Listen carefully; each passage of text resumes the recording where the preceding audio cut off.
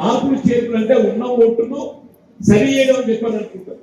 కొంతమంది ఏమంటారు కదా అంటే మా ఓటు అయితే ఉన్నది కదా, మేము మళ్ళీ నమోదు చేసుకుంటే అవసరం ఏమున్నది, ఉన్నది ఉన్నట్టు ఉంటుంది, అదనంగా చేసుకుంటారా లేదా మార్పులు చేతులు కావాలనుకుంటారా చెప్పని అనుకుంటారు. ఈ రెండు ఓట్లు తొలగించడం అదొక అవసరం. కానీ ప్రజల పక్షాన్ని నిలబడి పోరాటం చేసినోడు, ఇలా ప్రజా సమస్యల పట్ల ఏదైతుందో వీళ్ళ అధికార యంత్రాంగం నిలదీసినోడు, వీళ్ళ యూపీఏ వర్గాల పట్ల నిలబడి ప్రశ్నించేటోడు రౌడీ అంటున్నాడు. ఏం చేయాలని చెప్పేది రౌడీ అంటే ఏంది నిర్వచనం అని చెప్పంటాను నేను. ప్రజల పక్షాన్ని నిలబడి పోరాటం చేసినోడే రౌడీ అన్నట్టయితే ప్రజా జీవితంలో ప్రతి ఒక్కరు రౌడీయే కావాలని చెప్పంటాడు. ప్రజల పక్షాన్ని నిలబడి పోరాటం చేయలేనోడికి నువ్వు అసమర్థుడు చెప్పంటు. నేను శ్రీధరబాబు గారు నాన్నగారు శ్రీపాద గారితో కూడా కలిసి పనిచేసిన, శ్రీధరబాబు గారితో కూడా కలిసి పనిచేసిన.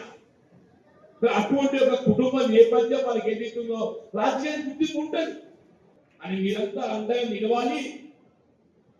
రేపు టిఆర్ఎస్ పార్టీ కేసీఆర్ గారి నాయకత్వంలో తెలంగాణ రాష్ట్రంలో ఏదైతుందో ప్రభుత్వం ఏర్పాటు కాబడటానికి జైత్ర యాత్ర విజయ దంగా ఏదైతుందో మంత్రి నియోజకవర్గం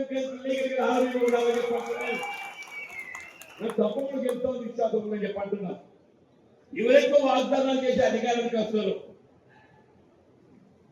ఇవాళ ప్రజానిగా ఎవరు ఎక్కువ ఇవాళ విశ్వాసం కలిగించి ఏదో చేస్తే భ్రమలు కలిగిస్తారో అది చేయలేనప్పుడు వీళ్ళు బాగా ముందు ఓడిపోయాడు వాళ్ళు చెప్పండి.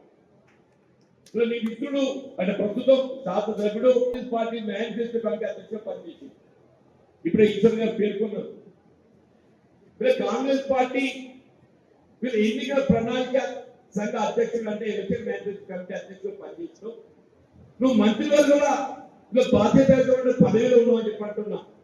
ఇలా ముఖ్యమంత్రి గారికి ఏదో ప్రధాన సలహాదారులు ఉన్నావు అని చెప్పంటున్నా. నువ్వు ఎన్నికల ప్రణాళిక పేర్కొన్న అంశాలు ఏదైతుందో మరి వాగ్దానాలు అమలు చేయడం లోపల ముఖ్యమంత్రి ఎంత బాధ్యత ఉందో నీది అంతకంటే ఎక్కువ బాధ్యత ఉందని చెప్పంటున్నా. నీది అంతకంటే ఎక్కువ బాధ్యత ఉందని చెప్పంటున్నా. మరి ప్రజాపాలన కాదు, ప్రజా వంచన పాలన చెప్పంటున్నాను. ఈ ప్రజా వంచన పాలన ప్రజానికి మోసం చేయడంలో రేవంత్ రెడ్డి ఎంత పాత్ర ఉందో శ్రీధరబాబు గారు కూడా అంతే పాత్ర ఉందని చెప్పంటున్నాను. రేవంత్ రెడ్డి ఎంత పాత్ర ఉంటుందో శ్రీధరబాబు గారికి కూడా అంతే పాత్ర ఉంటుందని చెప్పంటున్నాను. ఇప్పుడు ఈశ్వర్ గారు పేర్కొన్నదే వరిధాన్యం తూకం లోపల చేస్తుందో రైతులు దగా చేయబడుతున్నారు. మరి అది అరకటయ్యే బాధ్యత ఇప్పుడు లేదని ఒక ఎమ్మెల్యేగా మంత్రిగా నువ్వు దాన్ని ఎందుకు అరకటలేకపోయినా చెప్పంటున్నాను. ఒక క్వింటల్ 8 కిలోలు అంటే కిలోకు 24 రూపాయలు, 24 ఇంటూ 8 అంటే దాదాపు ఎంత అవుతుంది? 200 రూపాయలు అవుతుంది చెప్పండి. 200 రూపాయలు 8 16 32 కనీసం 200 రూపాయలు అయితే ఎకరా 30 క్వింటాలు అయితే 30 ఇంటూ 200 6,000 రూపాయలు అని చెప్పండి. 6,000 రూపాయలు ఎకరానికి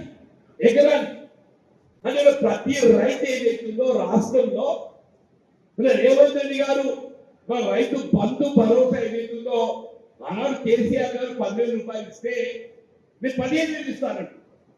అందరూ సంబరపడ్డా ప్రతి నేను రైతుని సంబరపడ్డా.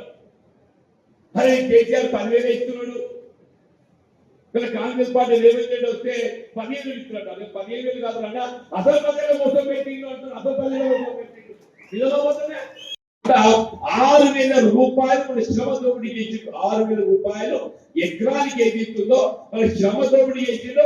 అందులో మీ శాసనసభ్యుడు శ్రీధరబాబు గారు భాగస్వామి అని చెప్పండి. మీరు అభివృద్ధిని అరకట్టలేదు ఏమంటున్నా దాని బదులు వచ్చినా కదా. మరి ఇక్కడ ఇసుక దోపిడీ అవుతుందా? ఈ ఇసుక దోపిడీ ఎవరు అరకట్టాలి అంటున్నా.